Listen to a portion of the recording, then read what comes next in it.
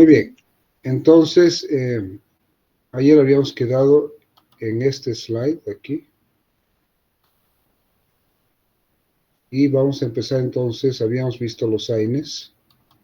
Y ahora vamos a ver otros analgésicos no opioides. Y aquí quiero que presten especial atención porque si bien este tema dice o habla sobre otros analgésicos no opioides, vamos a ver que los vamos a incluir en este grupo algunos de los AINES, porque habíamos dicho el día de ayer de que algunos AINES tienen un comportamiento más antiinflamatorio, otros tienen un comportamiento mixto, es decir, son analgésicos, antipiréticos y antiinflamatorios, y habíamos dicho que otro grupo de AINES tiene un efecto más analgésico. Entonces, en este grupo, además de algunos otros fármacos, vamos a incluir algunos de los AINES que tienen un efecto más analgésico. Bien, habíamos hablado del paracetamol y habíamos dicho que el paracetamol no es un AINE, porque no cumple con los 4 requisitos para hacer un AINE, que es ser analgésico, antipirético, antiinflamatorio y tener efectos antiagregantes plaquetarios. Sin embargo, en este punto de la antiagregación plaquetaria, habíamos manifestado que el único AINE que se utiliza como antiagregante plaquetario es el ácido acetilsalicílico, o sea, la aspirina, porque es el único de este grupo que produce una inhibición irreversible de la ciclooxigenasa tipo 1 fundamentalmente. Que los otros tienen efecto antiagregante plaquetario, pero tienen un efecto antiagregante plaquetario reversible, que solamente tiene importancia cuando interactúan con otros fármacos que son administrados al paciente al mismo tiempo, ¿no es cierto? Es decir, por ejemplo, si el paciente está siendo anticoagulado con anticoagulantes orales, como por decir la warfarina, y administramos en forma conjunta al paciente por un proceso inflamatorio, un antiinflamatorio no esteroideo, como por decirles diclofenac. En este caso, el efecto antiagregante plaquetario del diclofenaco, sumado al efecto anticoagulante de la warfarina, va a incrementar el riesgo de hemorragia en el paciente. ¿Ya? Entonces, eso quiero que quede bien claro. Bien, entonces el paracetamol es analgésico y es antipirético. Hemos dicho que su acción es fundamentalmente a nivel de la ciclooxigenasa 3, que se encuentra a nivel del sistema nervioso central. Entonces, el paracetamol no actúa sobre la ciclooxigenasa 2 y tampoco actúa sobre la ciclooxigenasa 1 y que preponderantemente actúa sobre la ciclooxigenasa 3 con un efecto analgésico y antipirético. ¿Ya? Entonces, el paracetamol tiene un metabolito activo, ¿no? Que es el metabolito activo de la fenacetina y es el conocido como acetaminofeno o paracetamol. Es el sustituto natural de la aspirina, o sea, del ácido acetilsalicílico, como analgésico o antipirético, cuando está contraindicada la utilización de la aspirina. Y habíamos dicho que la aspirina está contraindicada en niños y adolescentes que tienen un cuadro viral importante, ¿no es cierto? Y que al administrarse en forma terapéutica aspirina, a las dosis terapéuticas y con la frecuencia de dosificación terapéutica, pueden dar lugar a un cuadro que hemos denominado el síndrome de Reye, R-E-Y-E, y que es un cuadro que se caracteriza por encefalitis, puede tener hepatitis y puede a veces estar también asociada a una pancreatitis, decurrente entonces del efecto del ácido acetilsalicílico en pacientes que tienen un cuadro viral importante. De ahí que la aspirina está contraindicada en pacientes, niños y adolescentes, o sea, pediátricos y adolescentes que tienen cuadros virales importantes. También otro problema con la aspirina en algunos pacientes es un efecto que produce hipersensibilidad. Entonces, para aquellos pacientes que tienen hipersensibilidad a la aspirina, entonces se debe utilizar el paracetamol o acetaminofeno, que viene a ser el sustituto de la aspirina. Y aquí lo coloco y lo resalto en rojo, no tiene efecto antiinflamatorio. ¿Ya? Entonces ustedes cometerían un serio error al decir de que el paracetamol o acetaminofeno es un AINE, porque no es un AINE. ¿Ya?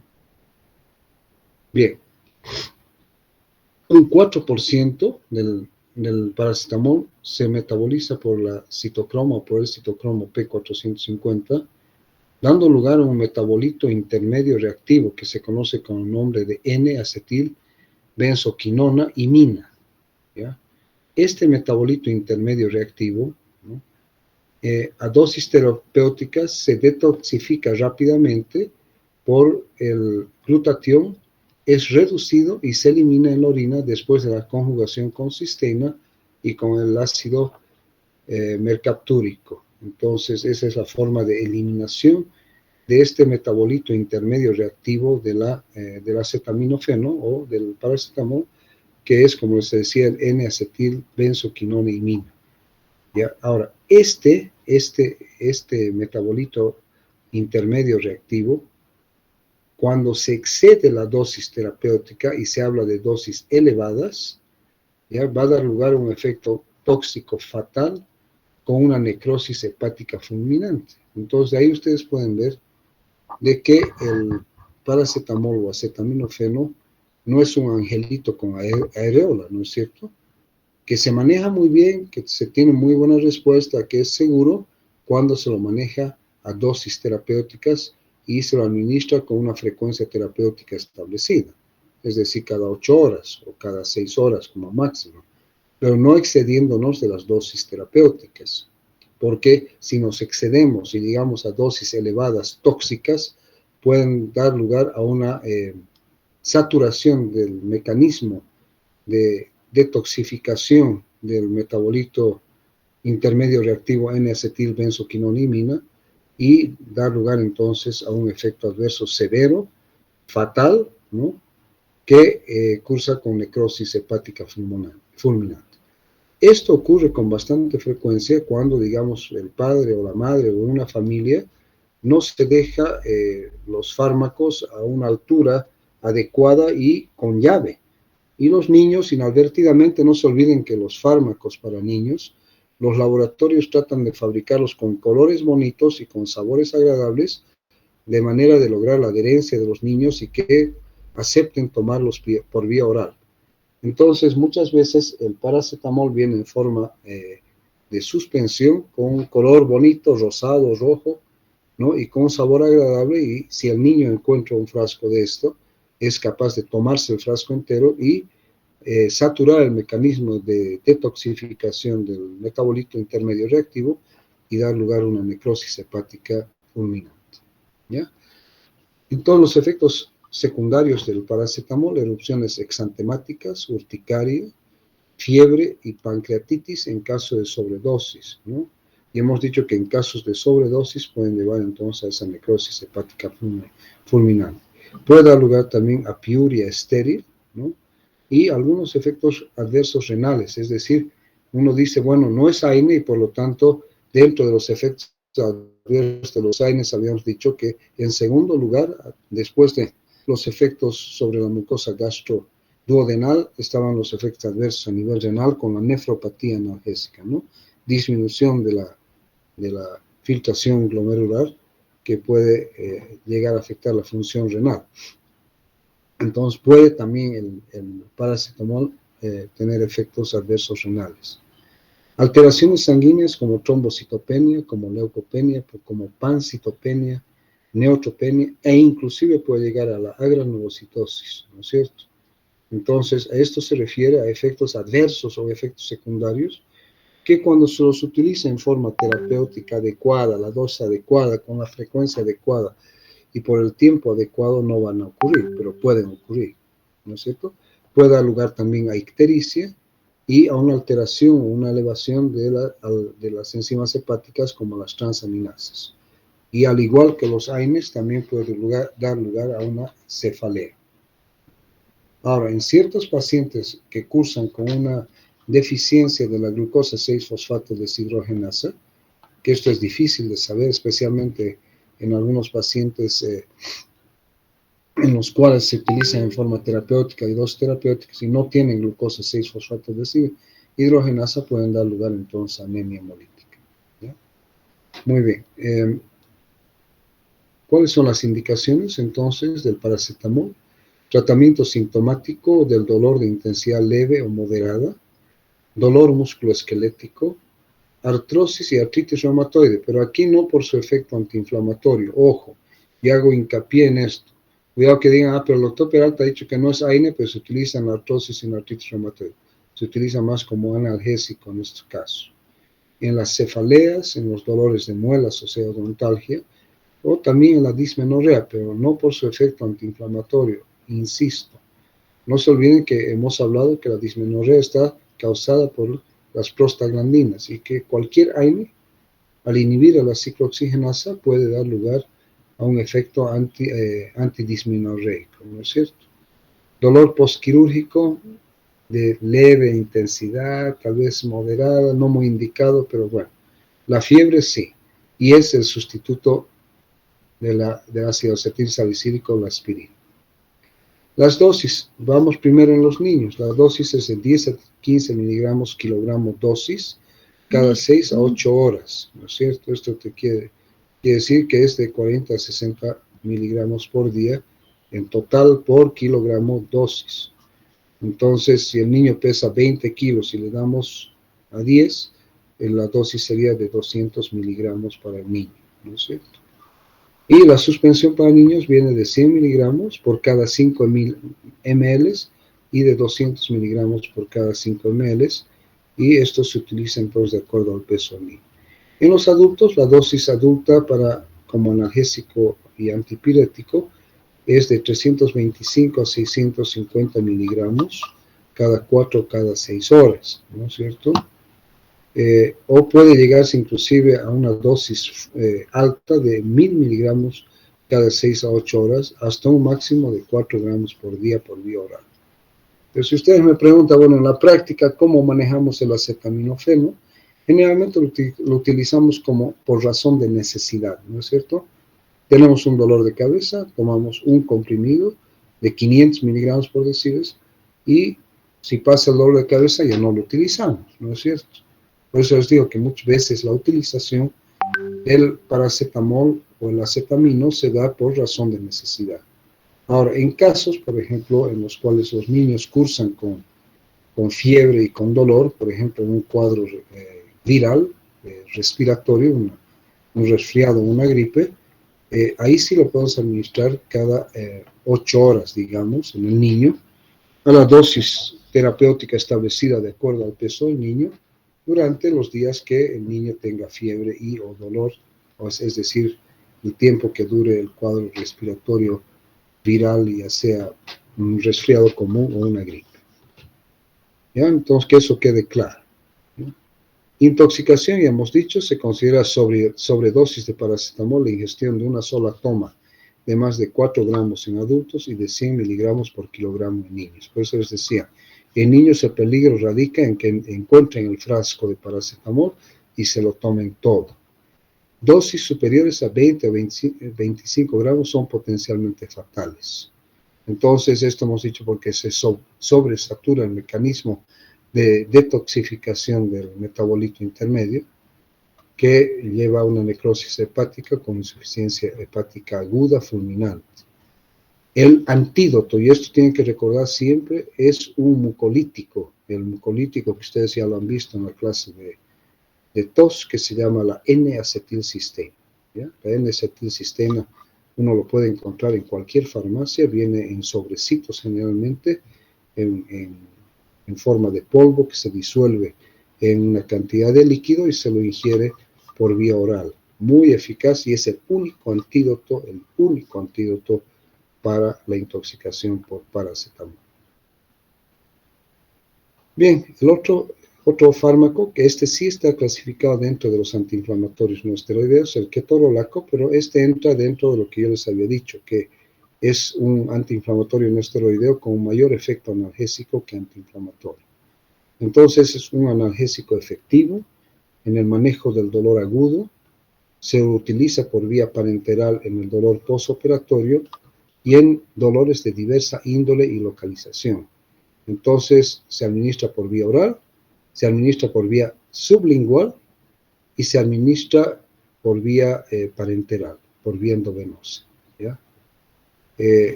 Dice, no hay estudios clínicos que lo demuestren claramente superior a otros AINES en relación a su efecto analgésico. Y este punto nos hace recordar lo que yo les decía ayer. A los AINES tenemos que quitarles el rótulo de que son solamente antiinflamatorios, ¿no? A pesar de que su nombre dice antiinflamatorios no esteroideos. Hemos dicho que son también analgésicos, son antipiréticos y son antiinflamatorios, ¿no es cierto? Entonces, esto tiene que quedar bien grabado en sus mentes, que los AINES son analgésicos también. Entonces, el ketorolaco es un AINE con muy buen efecto analgésico. La ventaja es de que cuando se lo administra por vía oral o por vía sublingual, fundamentalmente su efecto es rápido, su efecto analgésico es potente y es muy buen analgésico. Las dosis en niños de 0,5 a 1 miligramo por kilogramo día, ¿ya? Inicial, y luego se puede incrementar a 0,2 a 0,4 miligramos por kilogramo cada 6 horas. ¿Ya? En niños se utiliza más en el dolor postoperatorio, ¿ya? Por vía endovenosa. En adultos es de 20 a 60 miligramos por toma. Los comprimidos vienen de 20, generalmente de 30, pero también se encuentra de 60 miligramos. Ya se puede, la dosis de carga se puede llegar a 60 miligramos, no sobrepasar los 150 miligramos en el primer día y luego bajar a solamente 120 miligramos en días sucesivos. ¿Ya? Generalmente lo que yo les digo, se utiliza el ketorolaco de acuerdo a necesidad. Es decir, tengo cefalea que me está molestando, una cefalea migrañosa, la quiero abortar, es decir, quiero que romper el ciclo y que la cefalea migrañosa no continúe su evolución. Entonces me coloco una tabletita de 30 miligramos sublingual que va a conseguir un efecto analgésico rápido y potente y repetir si es que no ha suprimido la cefalea completamente. ¿De acuerdo? Bien, no se debe administrar más de 3 a 5 días seguidos en pacientes mayores de 60 años porque incrementa el riesgo cardiovascular. ¿Ya? Entonces, el tiempo de administración en general para el ketorolaco es de 3 a 5 días como máximo, ya sea en paciente menor a 60 años o mayor a 60 años. Pero en pacientes mayores a 60 años, el riesgo de eventos cardiovasculares severos se incrementa cuando se administra más allá de los 3 a 5 días. El metamizol sódico o dipirona, ¿ya? Posee una acción analgésica a nivel periférico y central. Es importante como analgésico y también es importante como antipirético. ¿Ya? Generalmente al metamizol y la dipirona no lo utilizamos como antiinflamatorio, lo utilizamos más como analgésico y antipirético. Tiene una característica, es de que tiene un efecto analgésico techo, es decir, que logra un efecto analgésico máximo y aunque nosotros aumentemos las dosis, no aumenta el efecto analgésico. Es decir, que a la dosis determinada, por decir, un comprimido de metamizol o dipirona de 500 miligramos administrado, ¿no es cierto?, va a tener el mismo efecto analgésico que 1000 miligramos de dipirona, ¿de acuerdo? O sea, que 1 gramo. ¿Bien? Entonces, el efecto analgésico tiene un techo, no se incrementa con mayor dosis. Está indicado en el dolor de intensidad leve, moderado y severo. Este sí tiene una característica de que se puede utilizar en los 3 escalones analgésicos de la OMS. Se utiliza en el tratamiento de cefaleas, de neuralgias, dolores reumáticos, dolores postoperatorios o de otro origen. ¿Ya? Es muy buen analgésico. Es también muy buen antipirético, especialmente también como sustituto en pacientes que tienen hipersensibilidad al ácido acetilsalicílico o está contraindicado su uso. Forma parte del formulario terapéutico nacional en Bolivia. Y además de que por vía intramuscular tiene efectos sobre el dolor de la fibra muscular lisa. Por ejemplo, se puede utilizar en cólico renal o en dolores de vísceras huecas. Lo que habíamos dicho el día de ayer, no tienen efecto sobre este tipo de dolor en general los AINES. Este sí, el metamizol o dipirona. Bien, los efectos, ¿sí? Y aquí yo les puse en interrogación, ¿no? Porque no se olviden de que yo cada año reviso, modifico, amplío, quito información de las clases teóricas. O sea, no es la misma clase teórica la de este año que la del año pasado. Tiene algunos slides que sí, pero otros que no. Entonces aquí yo he colocado dichos raros, ¿ya? Interrogado, ¿por qué? ¿Ya? Porque se han reportado casos de leucopenia y de agranulocitosis que puede presentarse con una dosis única de metamizol o dipirona. Aparentemente este efecto de agranulocitosis, ¿no? Que a veces es irreversible, ¿ya? Está relacionado con ciertas áreas geográficas, especialmente en poblaciones del hemisferio norte fundamentalmente, estamos diciendo del norte de Europa o de Europa en general y, por ejemplo, Norteamérica, es decir, Estados Unidos y Canadá. Entonces, aparentemente esa población, por sus características raciales, tendría una mayor tendencia a tener agranulocitosis.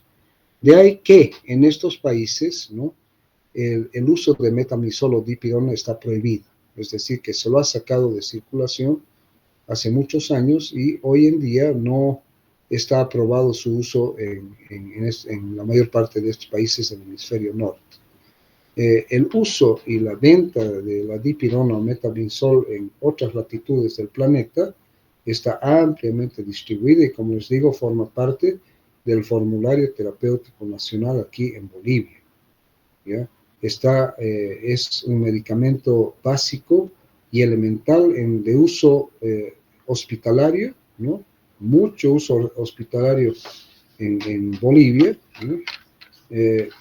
Y por lo tanto el efecto de la granulocitosis se cuestiona y dice, algunos estudios han demostrado de que no es así tan frecuente, pero sí, todos los estudios a los cuales yo he tenido acceso se refieren más que todo al efecto de producir granulocitosis en ciertas áreas geográficas donde hay poblaciones con ciertas características raciales, como son los países europeos, especialmente el norte europeo, y de Norteamérica, como son Estados Unidos y Canadá, ¿ya? Entonces puede también producir anemia plástica, trombocitopenia, puede dar lugar a reacciones alérgicas cutáneas, ¿no? Y al igual que cualquier AINE puede dar efectos adversos a nivel de la mucosa gastroduodenal con dosis elevadas mayores a 2 gramos y por un periodo prolongado. Y esto puede causar úlceras o reactivación de úlceras o gastritis, gastritis erosivas y hemorragias, ¿no? Que pueden llevar a esto, inclusive con perforación de la mucosa. Entre los efectos adversos dermatológicos, la necrólisis epidérmica tóxica, que si bien es rara, puede ocurrir, y tiene un efecto adverso que es bien importante, que es la coloración rojiza en la orina, que cede al ser suspendido el tratamiento. Y esto es una cosa de la cual hay que advertir al paciente que le indicamos dipirona o metamizol, que advertirle que puede, decirle que su orina puede tornarse rojiza y que es un efecto que va a pasar una vez que se suspenda el uso de este fármaco. Ahora, las dosis, ¿no? Dolor de intensidad moderada o fiebre en adultos, 500 miligramos de 1 a 3 veces al día. Y cuando se utiliza la vía intramuscular, se puede utilizar vía intramuscular, y cuando se usa la vía endovenosa, la administración debe ser lenta, por eso la administración por lo menos en 3 minutos. ¿Bien? En niños es similar a la dosis del paracetamol, de 10 a 15 miligramos kilogramo por dosis. En adultos, la dosis en el dolor postoperatorio va de 500 a 2 gramos, ¿no? Y una dosis máxima de 6 gramos al día. ¿Ya? Hay que siempre tomar en cuenta y estar alerta de que una sola dosis puede llevar a una granulocitosis, ¿no es cierto?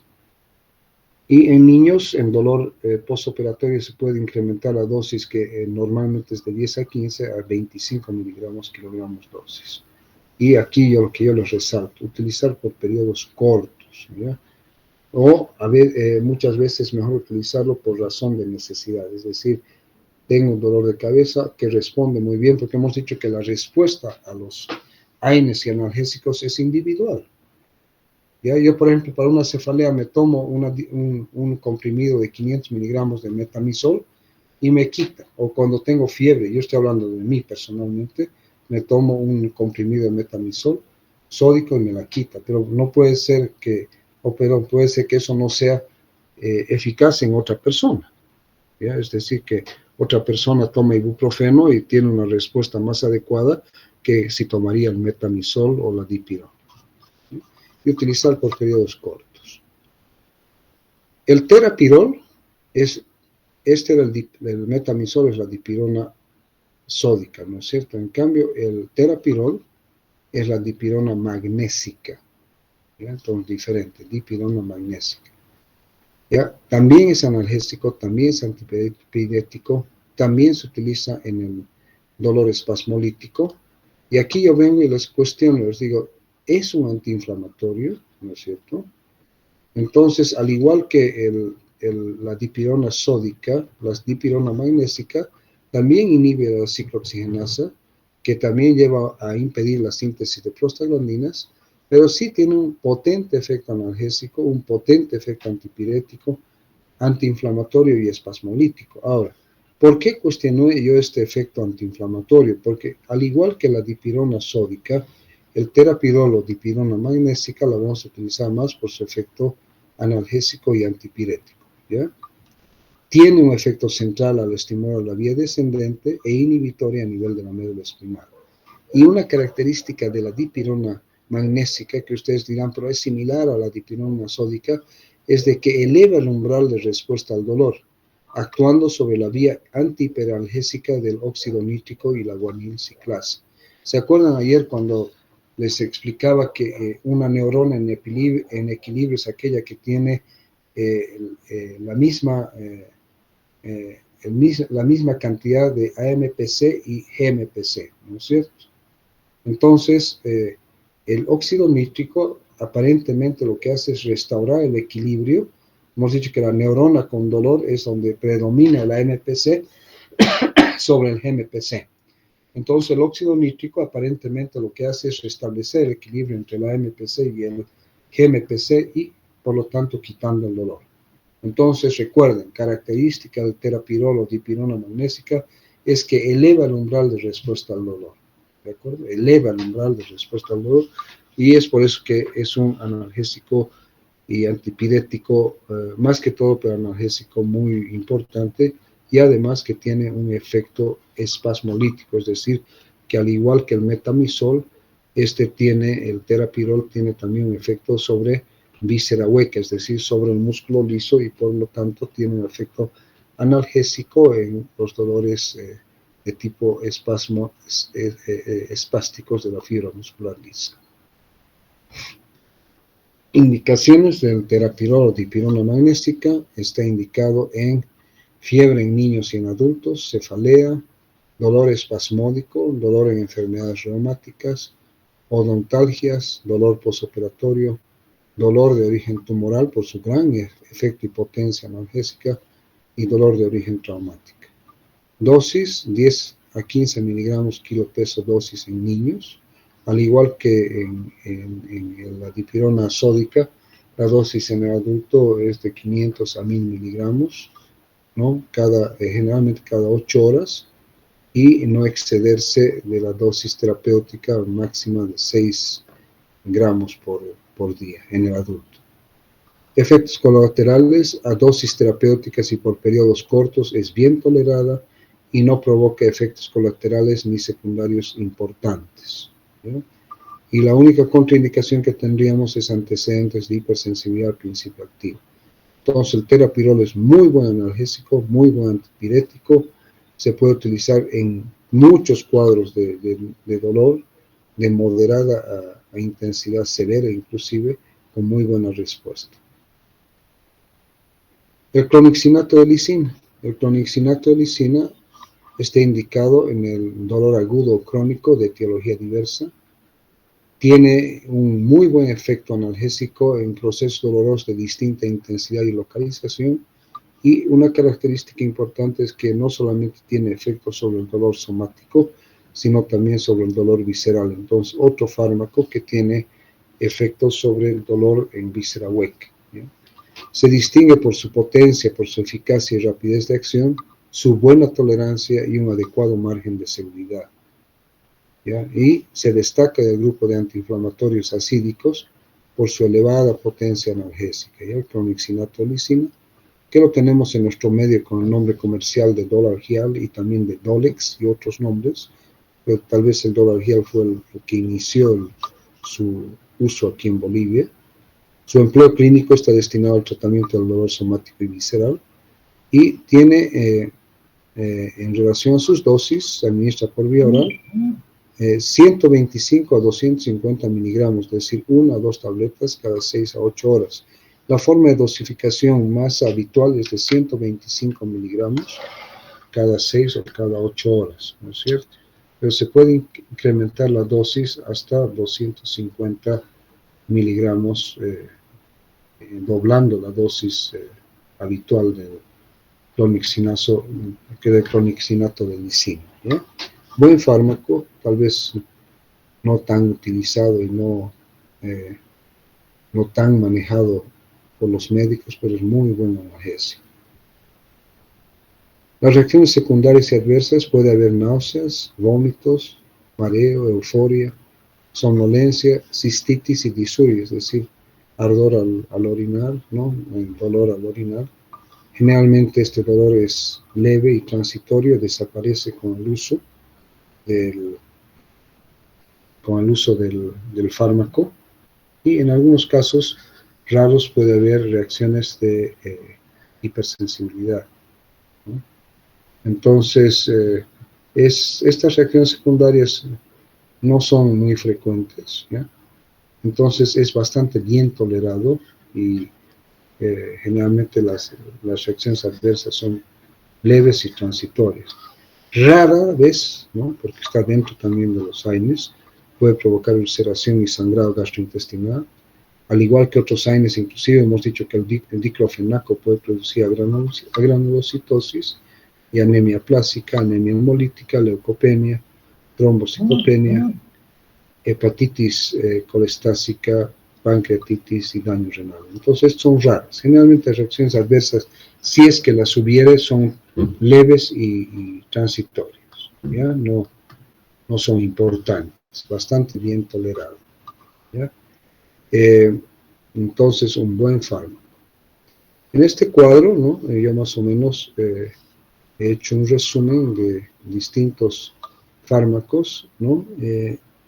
Todos ellos, en relación a su mecanismo de acción, todos ellos inhiben a la COX. Entonces ahí tenemos a la aspirina, el ibuprofeno, el ketoprofeno, el diclofenaco, el meloxicam, la nabumetona, la nimesulida. Fíjense de que aquí hay fármacos no selectivos, como la aspirina, ¿ya? Fármacos intermedios, como el ibuprofeno, fármacos que tienen también un efecto mixto, como el ketoprofeno y el diclofenaco, y fármacos con mayor selectividad para la COX-2, como son el meloxicam, la nabumetona y la nimesulida. Todos, pero sin embargo, efecto de inhibitorio de la ciclooxigenasa. La vía de administración para la aspirina, la vía más habitual es la vía oral, ¿ya? En algunos lugares se puede utilizar la vía tópica, es decir, en vez de ingerir el comprimido de aspirina, lo que se hace es que viene en una pomadita y, por decirles, 1 centímetro aplicado en la piel y con un masaje para que penetre, va a producir un efecto analgésico, por decirles. Pero el problema con la vía tópica es de difícil dosificación y difícil manejo. Entonces, en una época lo teníamos en nuestro medio, pero ya no se encuentra. Ya indicaciones, se utilizan generalmente dosis cada 4, cada 6 horas, ¿no? Y las dosis pueden ir desde una aspirineta que tiene 80 miligramos hasta las dosis antiinflamatorias que pueden llegar a 4 o más gramos por día. Ahora, una característica de la aspirina es de que sus dosis son variables para conseguir el efecto. De ahí que El efecto antiagregante plaquetario se alcanza con dosis de 80 a 300 miligramos. Y el efecto analgésico se alcanza generalmente con 500 miligramos cada 6 horas. Pero el efecto antiinflamatorio generalmente se alcanza con dosis diarias mayores a los 3.5 o 4 gramos. El ibuprofeno se administra generalmente por vía oral, que es la forma más habitual, pero también por vía rectal en forma de supositorios. Todos ellos utilizan dolor, fiebre e inflamación, todos, ¿no es cierto? Y la dosis del ibuprofeno hemos dicho que en niños es de 10 a 20 miligramos por kilo peso, dosis, ¿no? Entonces la dosis diaria puede ir, dependiendo del peso, pero en general desde 200 miligramos hasta 2.4 gramos. Ahora, una característica del ibuprofeno es que su dosis analgésica, antipirética y antiinflamatoria es prácticamente la misma. ¿Ya? Entonces no es necesario aumentar la dosis para conseguir el efecto antiinflamatorio. Y también recordar con el ibuprofeno de que las dosis elevadas en pacientes mayores a los 70 años, 65 años, pueden desencadenar efectos cardiovasculares severos, especialmente en pacientes con antecedentes de insuficiencia cardíaca o alguna patología cardíaca. De ahí que se dice que no se debe administrar, igual que cualquier AINE, pero ibuprofeno en pacientes que tienen estas características. El ketoprofeno se dice que el ketoprofeno, además de su efecto de inhibitorio sobre la ciclooxigenasa, también tiene un efecto inhibitorio sobre la vía de la lipoxigenasa, es decir, sobre los leucotrienos. Entonces es muy buen antiinflamatorio y muy buen analgésico y antipirético. Su vía de administración es vía oral, vía parenteral y también por vía tópica, ¿ya? Entonces hay pomadas de ketoprofeno, ¿no? Se puede administrar por inyección intramuscular endovenosa y también por vía oral, ¿ya? Lo mismo, dolor, fiebre, inflamación. Las dosis varían de 12.5 a 200 miligramos, ¿ya? La dosis habitual en el adulto es de 50 miligramos cada 8 horas o 100 miligramos cada 12 horas o una dosis única de 200 miligramos por día. El diclofenaco se administra, es muy versátil en cuanto a sus vías de administración. Se puede administrar por vía oral, por vía parenteral, por vía tópica, por vía rectal. Entonces es muy versátil. ¿Ya? Las dosis varían desde 12,5 hasta 150 miligramos. La dosis total diaria es de 150 miligramos como máximo en el adulto. En los niños hemos dicho de 1 a 3 miligramos kilo peso, ¿ya? De dosis diaria, ¿no es cierto?, dividida en 3 dosis generalmente. En el adulto se puede administrar 50 miligramos cada 8 horas, se puede administrar 75 miligramos cada 12 horas, o se puede administrar también 100 miligramos, una sola dosis de efecto retardado, pero la dosis máxima total al día es de 150 miligramos. El meloxicam hemos dicho que es más antiinflamatorio que analgésico, pero también tiene un muy buen efecto analgésico. Las dosis son sencillas, de 7.5 a 15 miligramos una vez por día, ¿ya? Entonces, esa es la dosis. Hemos dicho que es selectivo para ciclooxigenasa 2, con menos efectos a nivel digestivo y renal. Muy buen fármaco. La nabumetona también mayor selectividad por la ciclooxigenasa 2. Se administra 1 a 2 gramos hasta 4 veces al día por vía oral. También con más efecto antiinflamatorio que analgésico. Y la nimesulida, que también es un fármaco bastante selectivo para la ciclooxigenasa 2, se administra a razón de 100 o 200 miligramos una sola vez al día. El ketorolaco, ¿ya? Se puede administrar por vía oral, por vía parenteral o por vía tópica, ¿ya? La forma más habitual de administración, hemos dicho, la vía oral y la sublingual, pero también se puede administrar por vía parenteral. La dosis es de 10 a 20 miligramos por 3, o puede ser también una dosis máxima diaria, hemos dicho, de 120 miligramos, no más allá. Lo habitual es manejar 30 miligramos en el adulto, de acuerdo a necesidad, ¿no? es decir, para el tratamiento de un cuadro doloroso, por ejemplo, una cefalea. El metamizol o dipirona, hemos dicho que la dosis en el adulto es de 500 miligramos hasta cada 8 o cada 6 horas, ¿ya? No excederse de esta dosis diaria. El terapirol también 500 miligramos cada 8 o cada 6 horas. El clonixinato de lisina, hemos dicho 12.5, aquí está, perdón, 125 a 250 miligramos hasta cada 8 o cada 6 horas también. El nafroxénamo se maneja a razón de 250, 500 o 750 miligramos por 2 veces al día.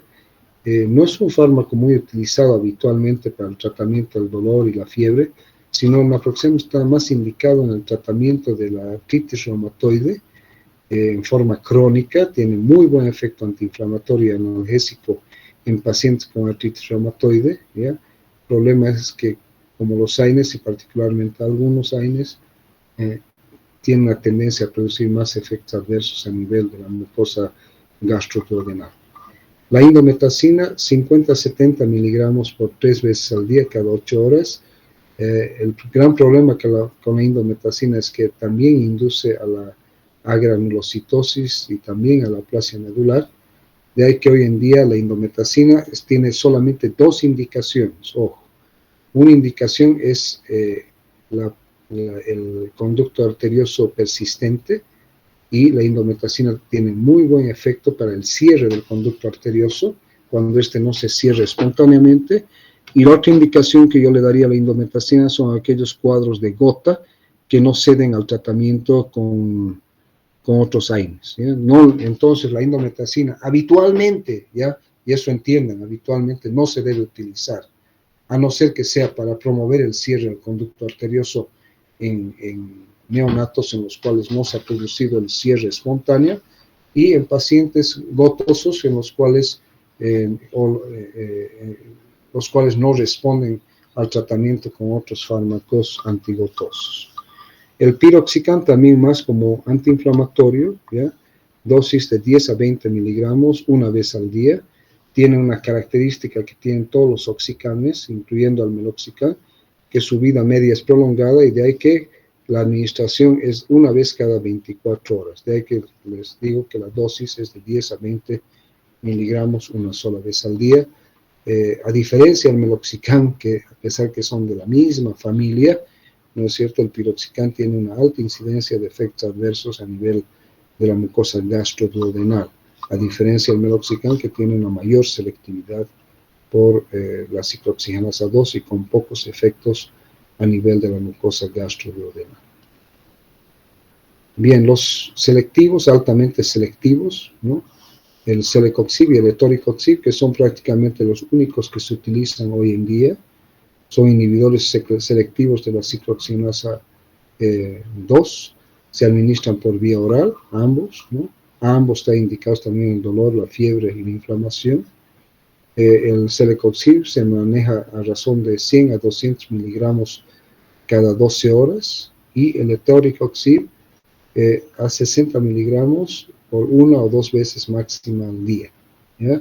Entonces, estos dos, el celecoxib y el etoricoxib, se los utiliza más como antiinflamatorios, ¿sí? Más por efecto antiinflamatorio.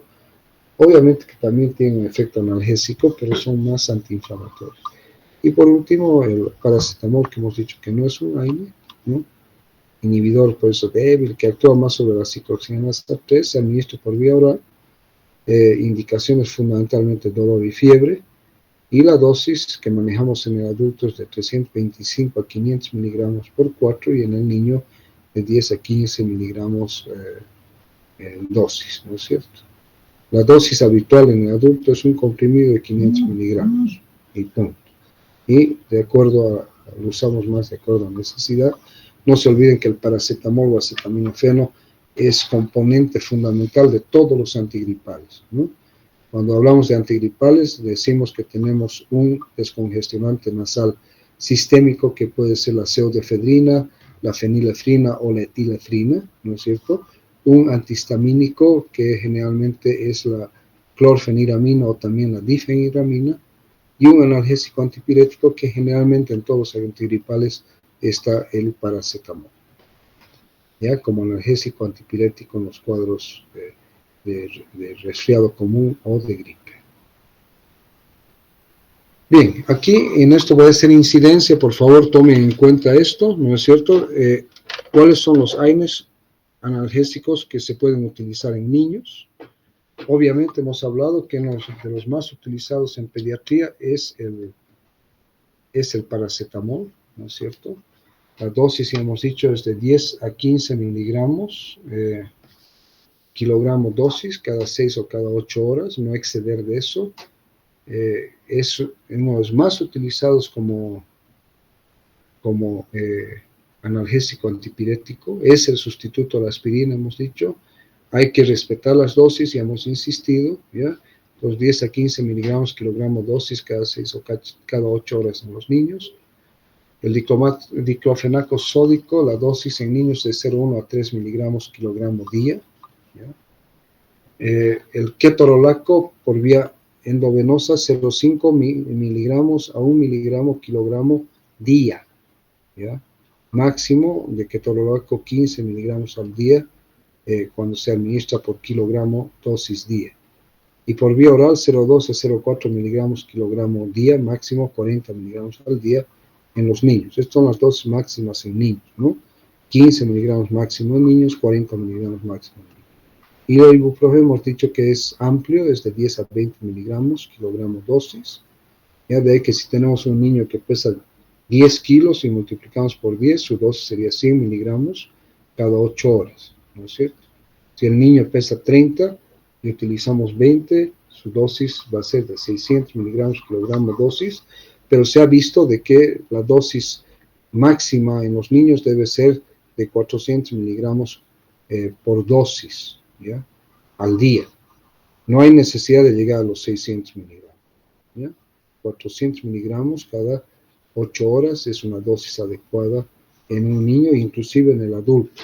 La formulación farmacéutica del ibuprofeno en Estados Unidos, por ejemplo, para uso en el adulto viene de 200 miligramos y de 400, ¿ya? Y es más raro encontrar de 600 miligramos. En nuestro medio, como les digo, el ibuprofeno para el adulto viene de 500 miligramos y para los niños viene generalmente en suspensión de 100 miligramos por cada 5 ml o de 200 miligramos por cada 5 ml. El ketoprofeno, 0,5 a 1 miligramo kilogramo dosis, no más de 5 días, ¿ya? No utilizar más de 5 días en niños. La aspirina de 15 a 20 miligramos kilogramo dosis, eso es similar prácticamente a la dosis del ibuprofeno, la aspirina y el ibuprofeno similares. El ibuprofeno hemos dicho de 10 a 20, la aspirina es de 15 a 20. El metamizol de 10 a 15 miligramos kilogramo dosis, similar a la dosis, ya lo habíamos dicho antes, del paracetamol, igual que la del terapirol de 10 a 15 miligramos kilogramo día. Y el naproxeno, cuando se utiliza en artritis reumatoide, solamente 5 miligramos kilogramo por dosis, ¿ya? También, generalmente el naproxeno, el intervalo de administración es cada 12 horas, generalmente. Y el meloxicam, que recién se está utilizando en niños, de 0,1 a 2 miligramos kilogramo dosis, ¿ya? Hemos dicho que la dosis del meloxicam es una vez por día, ojo, una vez por día, ¿ya? No más de una vez, tanto en el adulto como en el niño. En el adulto hemos dicho 7,5 y 15 miligramos dosis diaria. Y en el niño es de 0,1 a 2 miligramos kilogramo por dosis, ¿ya? Entonces, por favor, ya recuerden, ¿no?, de que yo les estoy dando dosis, tanto en el adulto como en el niño. Y yo puedo preguntar en el examen parcial, preguntar dosis de los fármacos, ¿ya? Porque estoy dándolo en la clase teórica. Nadie puede venir y decirme, no, el doctor Peralta no ha dado en la clase teórica. Les estoy dando en la clase teórica y aquí, por ejemplo, estoy haciendo incidencia. ¿Cuáles son los AINES que se pueden utilizar en niños? ¿No es cierto? Entonces, por favor, tomen en cuenta eso. Bien, con esto terminaríamos esta parte, ¿no? Ya, aquí vemos esta imagen muy sugestiva, ¿no? El ser humano actual, especialmente en la cultura occidental, ¿no? Es una persona que utiliza demasiados fármacos, ¿no? Muchos comprimidos. Fíjense que aquí se está metiendo un cohete y lo está tomando con toda avidez. Y aquí vemos el ser humano constituido por comprimidos, cápsulas, pastillas, de diferentes fármacos, ¿no?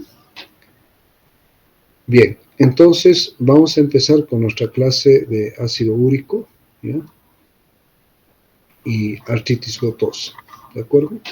Si hay alguna pregunta hasta aquí de todos los otros fármacos que hemos visto, me la pueden hacer, y si no, continuamos con el tema. Vamos a avanzar un poco de ácido úrico y artritis gotosa, de manera que podamos concluir el día de mañana. ¿No hay ninguno? Bien. Esta imagen es extremadamente sugestiva, ¿no es cierto? Generalmente la artritis gotosa se presenta en la articulación primera articulación metatarso-falángica, ¿no? Es decir, a nivel de la articulación metatarso-falángica del dedo gordo del pie. Es el lugar donde con mayor frecuencia se presenta la artritis gotosa. Y esta imagen es extremadamente didáctica y sugestiva. Aquí vemos un demonio, ¿no es cierto? Terrible el demonio, con uñas largas, bien prendido, y miren la boca con los dientes enormes, mordiendo la articulación metatarso-falángica del dedo gordo del pie, ¿ya? Dicen las personas que tienen o sufren de artritis gotosa que es un dolor espantoso, intolerable, que ni el contacto de la sábana con el pie es tolerado por el paciente que tiene una artritis gotosa, ¿ya? Bien, entonces, ¿a qué nos referimos cuando hablamos de ácido úrico y artritis gotosa? A una alteración persistente del metabolismo de las purinas, caracterizada por niveles anormalmente altos de ácido úrico en suero y episodios de artritis, o sea, episodios agudos de artritis con depósitos de uratos en las articulaciones y riñones. Aquí está mal escrito. El trastorno puede ser familiar, y si no se trata puede ocasionar insuficiencia renal. Y esto es algo que generalmente no toman en cuenta, ¿no? Porque el paciente gotoso es un paciente díscolo. ¿Ya? Díscolo quiere decir que no sigue las reglas, que no se ajusta a las normas. Y en el caso del paciente gotoso, es un paciente que le gusta la buena vida. Le gusta tomar cerveza, le gusta comer carne en parrilladas, le gusta comer embutidos, le gusta comer chorizos, le gusta comer interiores de animales, ¿no es cierto? Como riñones, panzas, etcétera, etcétera, rangarrancas, ¿no es cierto? Entonces es un paciente que le gusta la buena vida. Y este paciente, cuando tiene el cuadro de artritis gotosa, ¿no? Pucha, está mal, 3, 4, 5, 6, 7 días o más, después pasa y reincide posteriormente. Un tiempo se cuida y después reincide. Y lo que no toma en cuenta es de que no solamente es la artritis gotosa lo que le puede afectar los niveles elevados de ácido úrico, sino que pueden afectar sus riñones y el paciente puede acabar con insuficiencia renal. ¿Ya? Bien, ¿cuáles son las bases fisiopatológicas de la artritis gotosa? Si nosotros tomamos aquí en cuenta cómo se produce la síntesis del ácido úrico en este esquema, vemos que tanto el ácido desoxirribonucleico como el ácido ribonucleico da lugar a la formación de purinas. Estas purinas van a dar lugar a la formación de hiposantina. Y esta hiposantina, por acción de una enzima, la oxidasa de la santina, va a dar lugar, o sea, la hiposantina a la santina. Y esta santina, por acción de la misma enzima, la oxidasa de la santina, va a dar lugar a la formación del ácido úrico. Y este ácido úrico va a dar lugar a la formación de cristales de ácido úrico, que son los que llevan entonces, fisiopatológicamente hablando, al cuadro de la gota. ¿Ya? Entonces, fíjense que aquí ya hemos puesto algunos fármacos. Entonces, el allopurinol, que es uno de los fármacos más antiguos y más utilizados, impide la transformación de hiposantina en santina y también impide la transformación de la santina en ácido úrico. De ahí que el allopurinol inhibe la síntesis de ácido úrico. ¿Ya? Entonces, este es un cuadro muy, muy didáctico. ¿Ya? Entonces, bases fisiopatológicas es una enfermedad metabólica caracterizada por un aumento en la producción de ácido úrico o la falta de excreción. o aumenta la producción de ácido úrico para exceder los niveles normales, es decir, que el ácido úrico llega a niveles de 10, 8 o 9, o por encima de 7 hasta 6, consideramos el nivel normal, y pueden tener hiperuricemias altas, ¿no? O 7 u 8, ¿ya? Entonces, o aumenta la producción de ácido úrico o falta la excreción. Y en ambas condiciones, ya sea que aumenta la producción o falta la excreción, aumentan los niveles de ácido úrico por encima de los niveles normales. Pero hay que tomar en cuenta que también existe una predisposición hereditaria y generalmente aparece, como yo les dije antes, a partir del consumo excesivo de ciertos alimentos, como ya hemos dicho, carnes rojas, embutidos, chorizos, ¿no es cierto?, jamones, etcétera, etcétera, y encurtidos también, encurtidos, es decir, escabeches de pepinillos y de otras cosas, y de bebidas alcohólicas, pues más que todo de bebidas alcohólicas de tipo fermentado, no las destiladas, por eso les digo cerveza, chicha, ¿no es cierto?, no las destiladas, el vino. Todas esas cosas pueden desencadenar un cuadro de artritis gotosa. Entonces recuerden esto, ¿no? DNA, RNA, da lugar a la síntesis de purinas, las purinas a la hiposantina por la oxidasa de la santina en santina, y la santina también por la misma oxidasa de la santina en ácido úrico, y el ácido úrico forma los cristales de ácido úrico, ¿ya? Entonces aquí también vean ustedes la fórmula de estas sustancias, ¿no? Hiposantina, la santina y luego el ácido úrico, ¿ya? Vean que tienen todas más o menos una estructura bastante similar. Bien, ¿cómo se inicia el proceso inflamatorio? ¿Ya? Entonces, se produce una infiltración de neutrófilos. Esto va a dar lugar a la fagocitosis de los cristales amorfos de ácido úrico, ¿ya? Esto va a dar lugar a la generación de especies reactivas de oxígeno que dañan los tejidos, se liberan mediadores de la inflamación y finalmente se liberan enzimas lisosómicas que aumentan la respuesta inflamatoria. Entonces, básicamente, la gota es un proceso inflamatorio intenso, ¿ya? O sea, una inflamación muy importante y por ende a una inflamación extremadamente dolorosa, ¿ya? Aumenta también el lactato, disminuye el pH y es una condición que favorece al depósito de más cristales de ácido úrico en las articulaciones. Y aquí vemos en este esquema, ¿no es cierto?, que los cristales de ácido úrico, que son estos, como un diamante, ¿no es cierto?, da lugar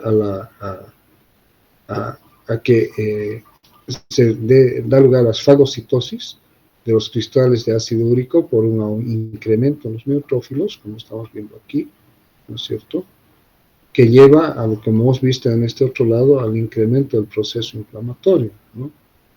Entonces, también interviene la liberación de leucotrienos y otros mediadores de la inflamación, ¿no? Y también puede producirse lo que habíamos dicho, la actividad de los lisosomas, con rotura del lisosoma seguida por muerte del fagocito y liberación de enzimas hidrolíticas, lo que da lugar al proceso inflamatorio agudo y al cuadro doloroso. Y aquí vemos entonces ciertos fármacos que de por sí no son antiinflamatorios, como la colchicina, que en el caso de la gota sí tiene un efecto antiinflamatorio y analgésico muy importante si es que es usado de entre los 3 a 5 primeros días del cuadro gotoso. Bien, ¿cómo evoluciona la artritis gotosa, ¿no? Entonces, la evolución evoluciona de la siguiente manera. Los depósitos articulares de cristales endógenos de urato amorfo monosódico ya va a dar lugar al cuadro gotoso, que es la vía final común de todos los trastornos caracterizados por hiperuricemia. Pero aquí tenemos que hacer un paréntesis y decir de que si bien en general la gota cursa con hiperuricemia, es decir, que los episodios de gota aguda, ¿ya?, las crisis gotosas, generalmente se presentan en personas con hiperuricemia, hay en ciertos pacientes en los cuales los niveles de ácido úrico son normales, es decir, que son normouricémicos y presentan crisis gotosas agudas, ¿ya? Esto es una excepción a la regla de que el paciente gotoso hiperuricémico es el que va a ser un cuadro gotoso agudo. No se explica bien el por qué hay ciertas personas que, si bien son normouricémicos, presentan cuadros de gota. ¿Ya?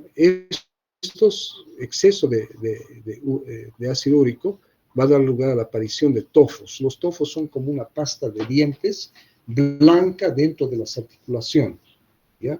Y no solamente se caracteriza por la presencia de estos tofos dentro de las articulaciones, sino que el proceso inflamatorio mismo lleva a una destrucción de la articulación en el paciente gotoso, con el consiguiente proceso inflamatorio crónico que se reagudiza cuando el paciente ingiere ciertos alimentos y ciertas bebidas. Y al final va a haber el desarrollo de una nefropatía gotosa que va a conducir a una insuficiencia renal crónica. Entonces, fíjense de que en la patogenia de la inflamación aguda por cristales de urato monosódico hay un periodo que se denomina periodo de iniciación, ¿ya? Periodo de iniciación. Luego viene el periodo de establecimiento de la inflamación y luego el periodo de resolución del proceso inflamatorio, que en algunos casos puede ocurrir espontáneamente sin la utilización de medicación, ¿ya? O sea, algunos pacientes inician el cuadro gotoso, tienen la crisis gotosa, se establece el proceso inflamatorio y luego sin ninguna medicación se resuelve el cuadro, ¿ya? Pero esto es los menos. En la mayor parte de los casos se tienen que utilizar fármacos justamente para tratar este cuadro o este estadio. Bien, ¿cómo clasificamos a la gota? La gota la clasificamos en gota primaria, que generalmente es el 90% de los casos gotosos, ¿ya? En la mayor parte, y dejando solamente un 10% para la gota secundaria. Esta se caracteriza por presentar defectos enzimáticos desconocidos o se caracteriza por un exceso en la producción del ácido úrico o un déficit en la excreción, ¿ya? Y estos dos puntos son fundamentales, ¿ya? Porque farmacológicamente hablando, nosotros vamos a utilizar fármacos que disminuyan la producción de ácido úrico o vamos a utilizar fármacos que favorezcan la excreción del exceso de ácido úrico, ¿ya? Entonces, el tratamiento farmacológico se basa, ¿no es cierto?, en fármacos, en primer lugar, que van a actuar sobre la inflamación.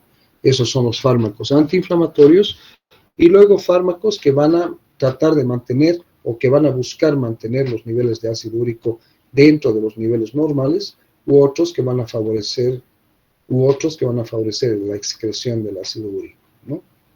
Y la gota secundaria, que es el 10%, generalmente se produce en pacientes que tienen leucemias, en los cuales se aumenta el recambio de ácidos nucleicos decurrente de la leucemia misma, o en pacientes con nefropatías crónicas que afectan la excreción del ácido úrico y producen una acumulación por déficit de excreción de ácido úrico, o en algunos pacientes que tienen errores congénitos en el metabolismo del ácido úrico, ¿ya? Bien, la evolución, ¿no? Hemos dicho que generalmente el cuadro gotoso o el paciente gotoso es aquel que tiene más de 7 miligramos por decilitro de ácido úrico en el hombre y más de 6 miligramos por decilitro en la mujer, ¿ya? Entonces, el límite que nosotros tomamos, bueno, en general es mejor tomar como 6 miligramos, el límite máximo, tanto en el hombre como en la mujer. Pero en algunos estudios dicen que son 7 miligramos por decilitro de ácido úrico en el hombre y el tope en la mujer sería de 6 miligramos por decilitro. Entonces, todo lo que esté por encima de 7, todo lo que esté por encima de 6 ya sería una hiperuricemia. Bien, ¿cómo se presenta la artritis gotosa? Se puede presentar como una hiperuricemia asintomática. En este caso aparece en la pubertad en hombres y en la menopausia en las mujeres, ¿ya? O sea, tienen niveles elevados de ácido úrico por encima de 7, por encima de 6 en la mujer y nunca hacen una gota. Son solamente hiperuricémicos. Nunca hacen una crisis gotosa, ¿ya? Y la artritis gotosa aguda, ¿no es cierto?, generalmente afecta una articulación, y la articulación más afectada, generalmente hemos dicho que es la primera articulación metatarsofalágica del pie, es decir, a nivel de articulación metatarsofalángicas del dedo gordo, ¿ya? Generalmente, pero después se torna en poliarticular a veces. Puede doler otro, puede doler el tobillo, puede doler el codo, ¿no?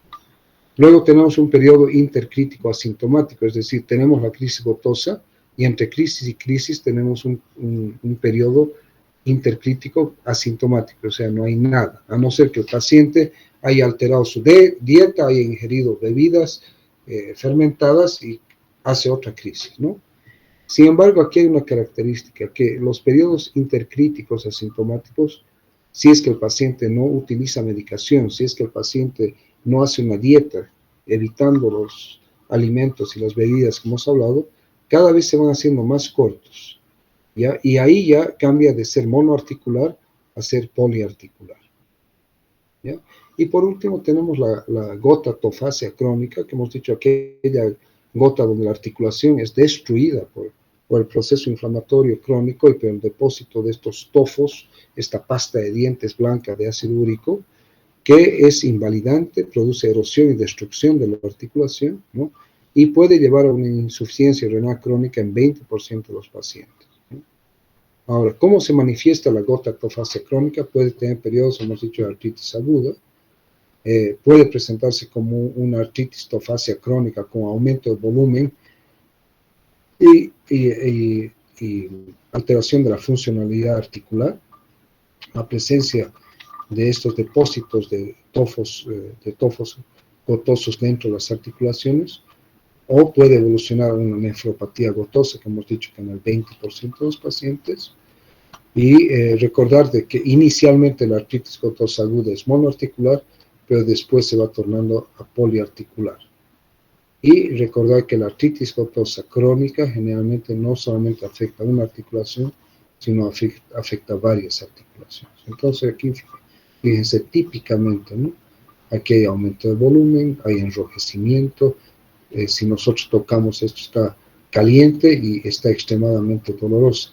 Y cuando ya es crónica puede presentar estas erosiones, ¿no? Porque los tofos comienzan a erosionar y a veces, muchas veces, se ve la salida de estos tofos, de este material como esa pasta de dientes blanca por estas erosiones, ¿no? Y aquí tenemos un corte, ¿no? De ver, fíjense, esta es una articulación, justamente la primera articulación metatarso-falángica del dedo gordo, esta es la falange proximal, la falange distal, y esta es la cabeza del primer metatarsiano, y esta es la base de la falange proximal del dedo gordo. Fíjense estas sustancias blancas depositadas aquí adentro, erosionando, ¿no? La articulación como tal, y dando entonces una artritis gotosa crónica con destrucción articular, ¿ya? Bien, aquí vamos a quedar. Entonces, hemos visto toda la parte inicial de lo que es la gota, y mañana ya entramos a la parte farmacológica de la gota, del tratamiento, la farmacología de la gota. Bien, ¿tienen alguna pregunta? ¿Ha quedado claro el tema hasta aquí? No sé qué me dicen, muchachos, chicos y chicas, o está todo claro. Queda claro, doctor. ¿Sí? Bueno, me alegro. Entonces, me da pena que sean pocos alumnos, pero independiente que sean muchos o pocos, tenemos que hacer la clase, ¿ya? Me alegra que ustedes, aunque sean pocos, asistan, porque han escuchado las puntualizaciones que hemos hecho en la clase, ¿no es cierto? Y eso es importante para que ustedes recuerden qué es lo que consideramos nosotros importante en los temas teóricos que damos, ¿ya? Entonces, si no hay preguntas, nos vemos el día de mañana a la misma hora, y mañana concluimos con lo que nos faltaría, que es poco, que es farmacología de la gota. ¿Listo? Bien, entonces nos vemos el día de mañana. Buenas tardes, que tengan